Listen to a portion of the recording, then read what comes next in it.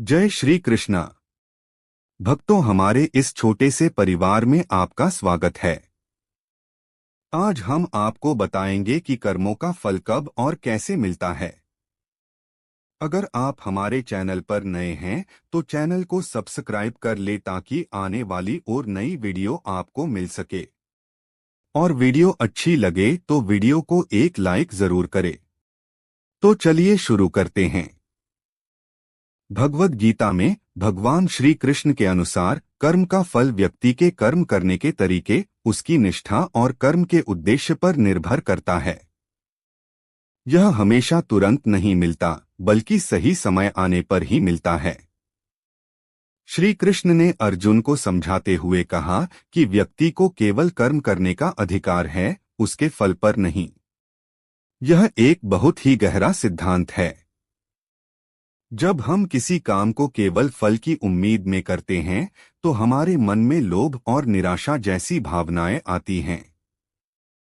अगर परिणाम हमारी इच्छा के अनुसार नहीं होता तो हम दुखी हो जाते हैं और हमारा ध्यान काम से हटकर फल पर चला जाता है।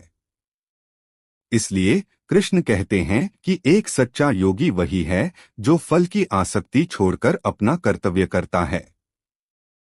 कर्म और फल का गहरा संबंध। कर्म का फल कब मिलेगा, यह इस बात पर भी निर्भर करता है कि वह कर्म किस प्रकार का है। गीता में 3 प्रकार के कर्म बताए गए हैं। सात्विक कर्म, ये वे कर्म हैं जो निस्वार्थ भाव से बिना किसी स्वार्थ के किए जाते हैं। इनका फल हमेशा शुभ होता है और यह तुरंत नहीं बल्कि जीवन में धीरे धीरे सकारात्मक बदलाव लाता है। राजसिक कर्म, ये वे कर्म हैं जो किसी स्वार्थ या लाभ की उम्मीद में किए जाते हैं। इनका फल सुख और दुख दोनों का मिश्रण होता है। तामसिक कर्म, ये वे कर्म हैं जो आलस्य, अज्ञान या दूसरों को नुकसान पहुंचाने के इरादे से किए जाते हैं। इनका फल हमेशा बुरा होता है।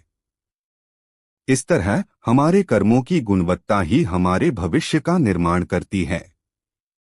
फल का समय निश्चित नहीं। श्री कृष्ण यह भी कहते हैं कि कर्म का फल तुरंत नहीं मिलता। इसका एक निश्चित समय होता है, ठीक उसी तरह जैसे एक किसान जब बीज बोता है तो उसे पता होता है कि फसल कुछ महीनों बाद ही मिलेगी। इसी तरह हमारे कर्मों का फल भी सही समय आने पर ही मिलता है।